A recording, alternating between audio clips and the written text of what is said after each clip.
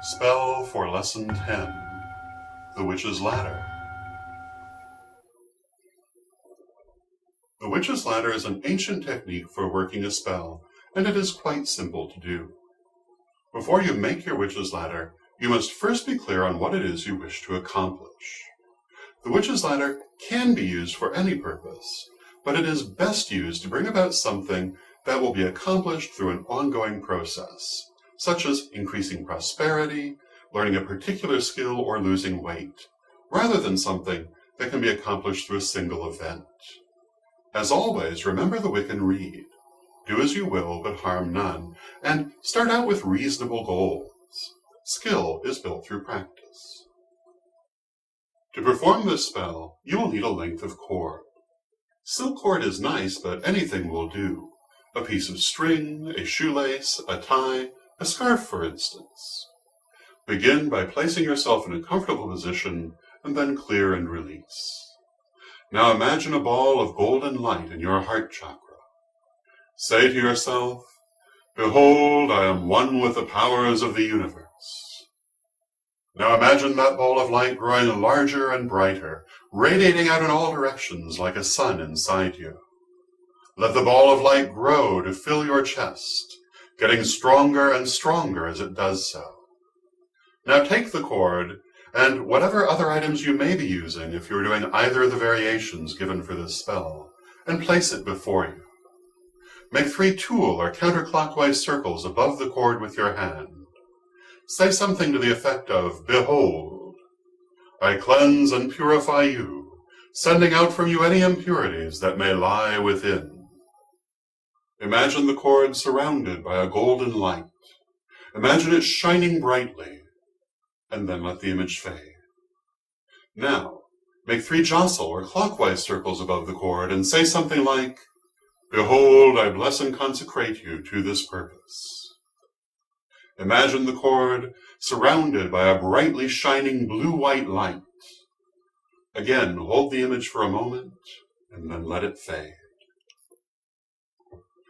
Now, take the cord in your 2 hands, or hold your hands to either side of it with your palms facing it. Imagine a ball of white light between your hands and surrounding the cord. Concentrate on the goal you wish to bring about through this spell. Focus as hard as you can on the goal for several minutes. Imagine the goal or some image that represents the goal inside the ball of light. See the goal as you want it to be when it is already accomplished and complete. If your goal is to gain a skill, for example, imagine yourself already proficient in that skill.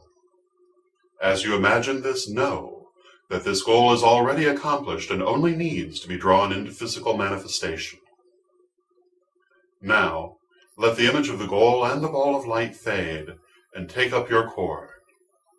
Continue to focus on your goal, seeing it already accomplished. Still concentrating on the goal, take the cord and tie a knot near one end of it.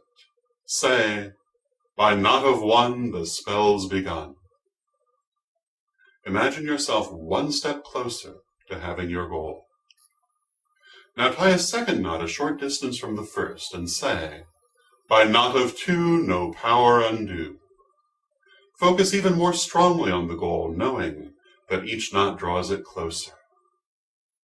Tie a third knot and say, "By knot of 3, so mote it be." With each knot, know that your goal comes closer to you. Imagine it more strongly and know that it is truly yours. Tie the 4th knot, saying, "By knot of 4, open the door." Then the 5th, "By knot of 5, it comes alive." The 6th, "By knot of 6, the spell is fixed." The 7th, "By knot of 7, the boon is given." The 8th, "By knot of 8, decreed by fate." And lastly, tie the 9th knot. "By knot of 9, now it is mine." Now, once again, imagine white light all around the knotted cord and place your hands above or beside the cord with palms facing it. Again, imagine the image of your goal very strongly. Then, release all of your focused energy and concentration directly into the cord.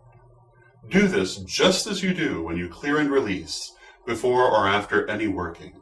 Imagine the energy flowing out of you in the form of light or water. When all of the energy has flowed from you into the knotted cord, take it and seal it in a safe place. It is best to bury it in the earth, and it is especially good if you can bury it at the foot of a tree. This symbolizes the physical manifestation of the goal. In some cases, you may wish to keep the witch's ladder in your house, rather than bury it outdoors. You can do this by placing it in an earth pot, a pot filled with soil and kept on the altar or in a special place, or by making a special box or bottle for it. In any of these instances, you will fill the receptacle with soil and then bury the completed witch's ladder in it. Variations on the witch's ladder. The simple technique used to make the witch's ladder has many variations. These can add to the efficacy of the spell by deepening your connection to it.